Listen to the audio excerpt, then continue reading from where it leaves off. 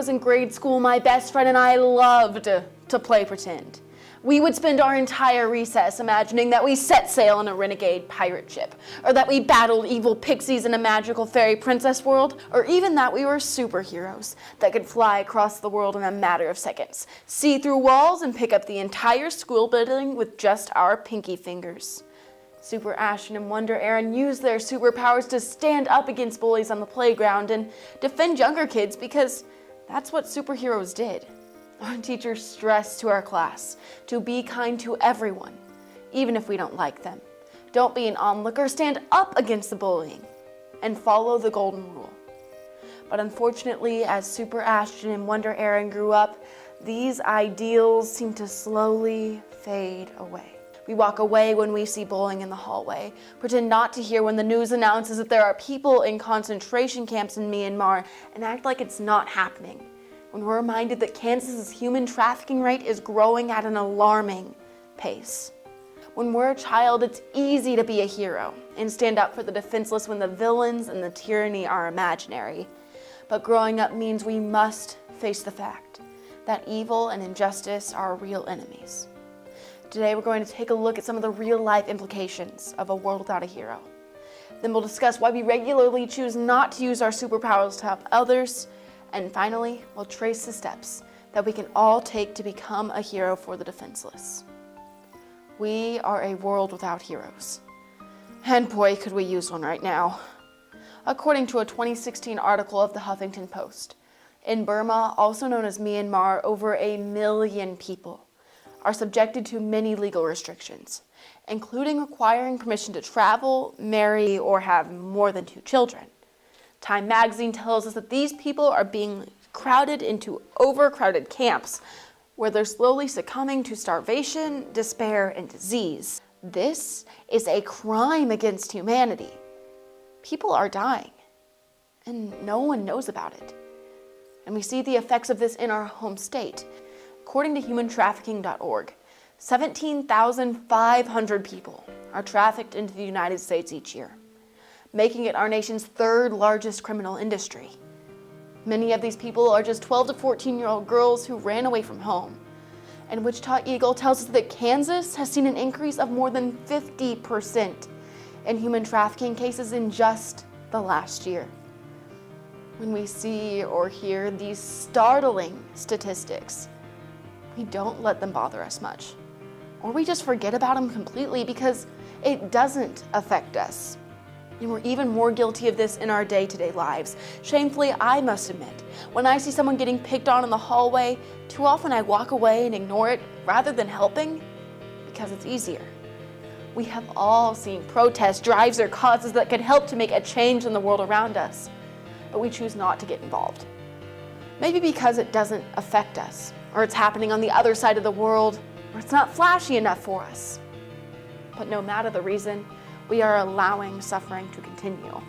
As Albert Einstein said, the world is a dangerous place, not because of the people who are evil, but because of the people who don't do anything about it.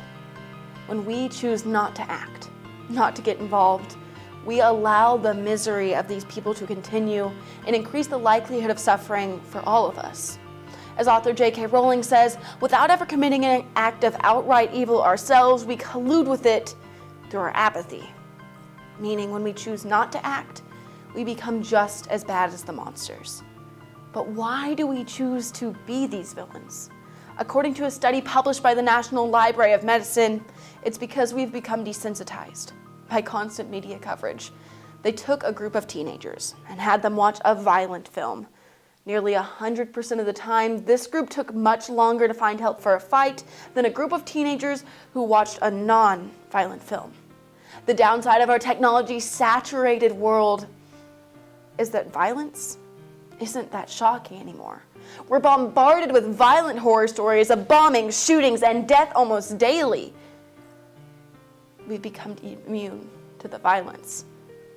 So how can we become a superhero for the defenseless when we have all of these outside influences encouraging apathy? According to Douglas LeBeer, a well-known psychologist and psychotherapist, due to neuroplasticity, we can regrow specific emotions when we focus our thoughts and our behavior in a certain direction.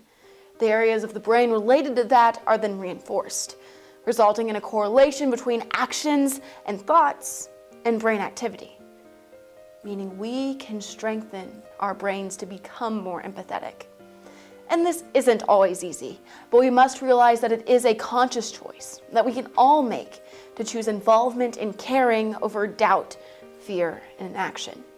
For example, when dealing with someone that you don't know or don't necessarily like, by trying to relate to them, to put yourselves in their shoes, we activate the catalyst for the brain retraining. And once the choice is made, it's time to stop, study, and learn what we can do to help. When dealing with the Myanmar crisis, because so many of us don't even know that it's happening, we don't even know what we can do to help. So the first most crucial step is to educate ourselves. And once we have done that, we can begin taking action. And we can start out small. Even Clark Kent did not display amazing superpowers at the very beginning. At first, he used his developing powers to covertly help others. And Mother Teresa, who dedicated her life to serving the poor, once said, "I alone cannot change the world, but I can cast a stone across the waters to create many ripples," and we have the power to create a ripple. When looking at the vast crisis of human trafficking, it's easy to think that I can't make a difference. But the truth is that we can. We can research the signs of someone who is being trafficked, share this information with our friends, and maybe even organize a fundraiser. By becoming more involved in our community, we begin to make a change. And the good news is it only takes one person. Vittorio Galise, a neuroscientist at the University of Parma in Italy, says, "Our brains are hardwired with mirror neurons. They not only allow us to interact with each other, but they also create unconscious replications of each other's thoughts, behavior, and actions." Meaning, if one person becomes more empathetic, everyone they interact with will too. Our society relies on us all putting on our capes by contributing and by doing. As Robert F. Kennedy once said, every time we turn a blind eye to the corrupt, we strike a blow against freedom and against justice. Unlike our grade school games, you don't have to possess real superpowers to be a hero. Anyone can retrain their brain to recognize a need, become informed, and begin taking actions in small ways to help make a positive difference in destroying the villains of our communities. As Batman said, anyone can be a hero.